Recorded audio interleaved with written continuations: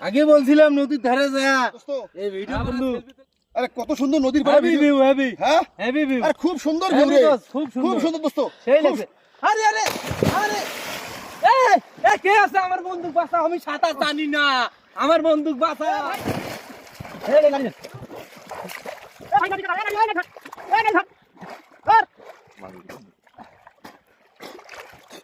পরিবার ফান্না ভিডিও করবে আইছেন কেন তা? হ্যাঁ বাপ রে বাবা, আমি না থাকলে আমরা